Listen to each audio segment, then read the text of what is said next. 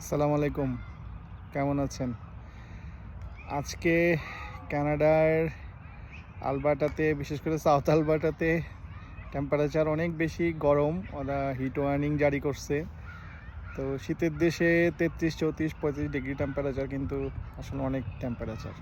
যাই হোক, বিকালবেলা ফ্যামিলি নিয়ে একটা পার্কে একটু হাঁটতে আসলাম। ছেলেরা খেলাধুলা করতেছে।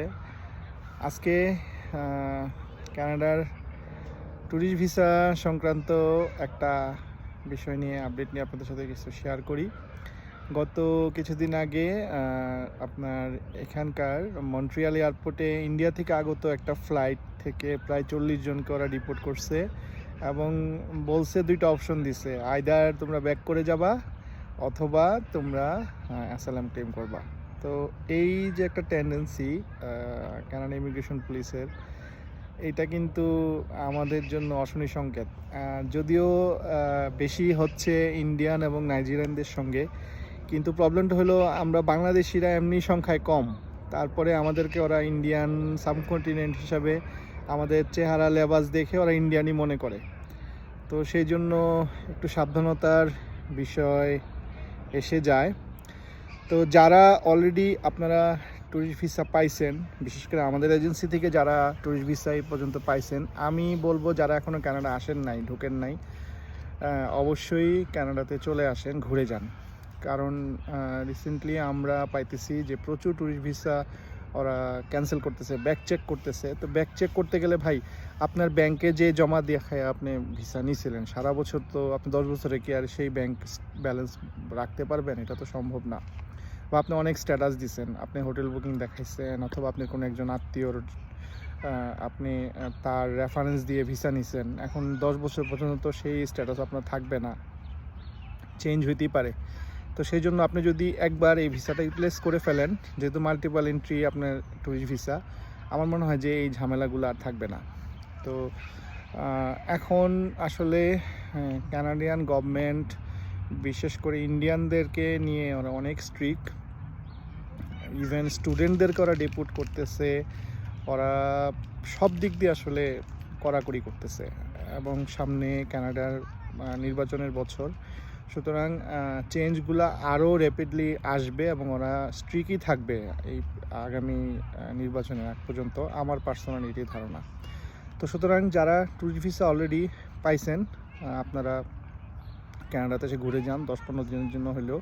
আর যেহেতু এখন সমস্যা বহুমাত্রিক, প্রথম হলো বাংলাদেশে আপনি ইমিগ্রেশনে আসছেন, দেখা যায় যে বলে যে তোমার বোর্ডিং হচ্ছে না, সিস্টেম ডাউন দেখাচ্ছে। এইটা একটা বিশাল বিপদ, কারণ প্রচুর ট্যুরিস্ট ভিসা ওরা ক্যান্সেল করে দিচ্ছে একটা নামে মাত্র মেইল দিয়ে। এখন মেইলটা যদি আপনি খেয়াল করেন এক জিনিস, আর মেইল অ্যাড্রেস যদি আপনার এজেন্সির দেওয়া থাকে, বা আপনি সেই এমন একটা মেইল অ্যাড্রেস দিয়ে ভিসা করছেন যে মেইলে আপনি ইউজই করেন না, আপনার মেইলে আপনার ভিসা ক্যান্সেলেশন বা পাউস আসছে, আপনি বলতেই পারেন না, এরকম হতে পারে না? তো সেই ক্ষেত্রে আমার মনে হয় যে আপনি টিকিট কাটলেও অবশ্যই আপনি এখন তো আপনার কানাডা আসতে গেলে আপনার ওই এমিরেটস অথবা কাতার, অথবা এখন অনেকে দিল্লি হয়ে আসতেছে এবং ক্যাথে প্যাসিফিক দিয়ে হংকংয়ে আসতেছে। তো আর বাংলাদেশ বিমান।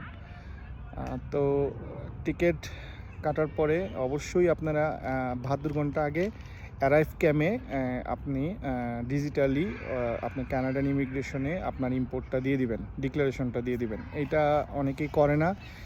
এই ডিক্লারেশনটা দিলে আমার মনে হয় যে ওই যে আপনার সিস্টেমের মধ্যে অনেক সময় টিকিট আপ হয় না, বোর্ডিং আপ হয় না, এইটা এড়ানো সম্ভব আমার মনে হয়। আর যে জিনিসটা, সেটা হলো যে আপনার কানাডা ইমিগ্রেশন পুলিশকে ফেস করা, এটা মন্ট্রিয়ালে একটু কড়াকড়ি বেশি আমার মনে হচ্ছে। মন্ট্রিয়ালটা অ্যাভয়েড করলে ভালো হয়। আপনারা টরন্টো দিয়ে আসেন, টরন্টো এয়ারপোর্টে আসলে এত ঝামেলা আমার মনে হয় করে না, কারণ এটা ওদের মূল এয়ারপোর্ট, ইন্টারন্যাশনাল এয়ারপোর্ট, প্রচুর বিজি এয়ারপোর্ট, পৃথিবীর ব্যস্ততম একটা এয়ারপোর্ট। এখানে আপনার ওই ইমিগ্রেশন অফিসার আপনাকে নিয়ে এতক্ষণ চাবানোর সময় ওর নাই। যেমন এইবার আমি যখন আসছি, মন্ট্রিয়াল হয়ে আমি আসি না, আমি টরন্টো হয়ে আসছি, আমাকে শুধু একটা কোশ্চেন করছে যে তুমি কোথায় যাবা কানাডাতে। আমি বললাম যে আমি আলবার্টার ক্যালগেরি যাব। তখন বললো যে তোমার কি কানেক্টিং ফ্লাইটে টিকিট করা আছে? তা আমি বললাম ইয়েস আছে। আমি ওই আমার কাছে এয়ার কানাডার টিকিট ছিল এটা, ফ্রম টরন্টো টু ক্যালগেরি। তো আমি এয়ার কানাডার আমার যে অ্যাপটা আছে, অ্যাপটা আমি খুলে ওকে দেখাইতে নিয়েছি, ওরা তো গ্লাসের ভিতরে থাকে, ও ওই সময়টা আমাকে দেয় নাই। ও যখন বুঝছে যে আমি হ্যাঁ আমার কনফার্ম আমার কাছে আছে, okay it's okay, welcome to Canada, আমাকে সে ছেড়ে দিছে ওকে বলে। তো আপনার ইমিগ্রেশনটার সময় আপনি কতটুক স্মার্টলি জিনিসটা হ্যান্ডেল করতে পারতেছেন, এটা কিন্তু খুবই জরুরি। আপনাকে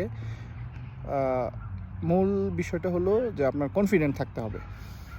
ওখানে যদি আপনি একটু আইএমএমও করেন তাহলে কিন্তু ধরা খাইছেন। আর যেটা হলো যে 70-র মধ্যে যদি আপনি থাকেন তাহলে কিন্তু আপনার সমস্যা নেই। তা আমি বলি যে আত্মীয় স্বজন এটা সেটা না করে আপনি হোটেল বুকিং এবং রিটার্ন টিকিট, এই দুইটা জিনিস যদি আপনার থাকে তাহলে আপনার কথাও কম হয় এবং আপনার কনফার্মেশন নিয়ে ওরা কোনো সন্দেহ প্রকাশ করতে পারে না যে আপনি ব্যাক করে যাবেন। তো আপনারা ভালো থাকেন। যারা কানাডার ভিসা পাইছেন তারা অবশ্যই কানাডা সে ঘুরে যান, অনেক সুন্দর দেশ, ভালো লাগবে। এই যে সামারে এখন আপনার এত বড় দেশ আপনি ঘুরে শেষ করতে পারবেন না। আর যারা ট্যুরিস্ট ভিসা চাচ্ছেন, নিতে আগ্রহী, প্রসেস করতে আগ্রহী, অবশ্যই আমাদের ইকুইটিভার্সের সঙ্গে যোগাযোগ করবেন। আমাদের Dhaka office Gulshan 1, house 36, road 117।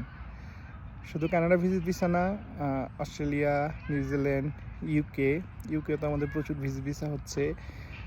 তারপরে সেনজেনের কান্ট্রিগুলা, ইউএসএ সহ যে কোনো দেশের আপনার ট্যুরিস্ট ভিসা প্রসেস করার জন্য আমাদের সঙ্গে যোগাযোগ করবেন। ভালো থাকবেন সবাই, আজকে এই পর্যন্তই, আল্লাহ হাফেজ।